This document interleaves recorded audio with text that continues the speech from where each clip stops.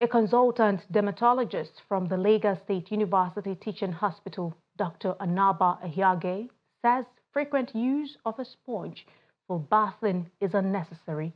According to Dr. Ehiaghe, while sponging oneself is acceptable, a soft cloth or washcloth should be used, adding that sponges should be avoided entirely for children. The report. According to Dr. Ehiaghe, bathing with a sponge isn't inherently harmful, but frequent use, especially with harsh sponges, can be problematic.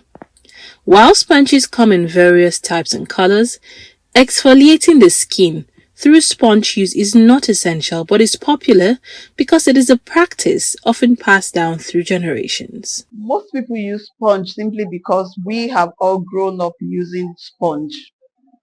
But you need to realize that when you use a sponge, what you actually do is you are scraping off the top surface of the skin, and the word for that is exfoliating. And now you actually need that surface to protect the human skin, because that surface does not allow bacteria or other things to penetrate the skin. So when you keep scrubbing, you actually scrub up your protective layer. That's one. Number two, and very importantly, a lot of people, by the time they scrub a lot, they actually make what we call histamines, and this can result in people being itchy. That's, the skin becomes itchy.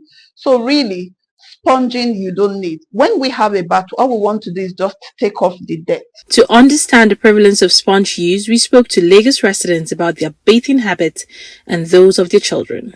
They have their method on how they take their bath and how often they make use of their sponges and soaps. But as for me, I take bathing as one of my medicine. One of the medicine I get, especially if I'm tired.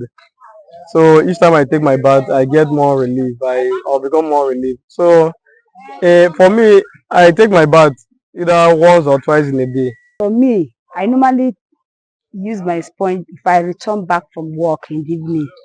So, but if I want to take my night bath, I will not take any like sponge, because of, I want to go and rest, and I don't need anything like a sponge. I'll just take my bath with enough water, shower very well. But as for my children, children, their skin is very light. Likewise, parents also, their skin is very light. We don't need to have something. I use sponge only in the morning when I'm going to work in the morning. So coming back in the evening, I only bathe with bathing soap and water. Then my children, in the morning when they are going to school, I bathe them with sponge. When they return from school, because of the play in the school and whatever, I use bathing soap and water to bathe them. Then going to bed at night, I use only water, ordinary water, to bathe them. Dr. Anaba strongly advised parents, particularly mothers, to refrain from using sponges on their children. Instead, she recommends bathing them with plenty of water and soap while gently rubbing their bodies with their hands. Applies to everybody, all ages, especially children.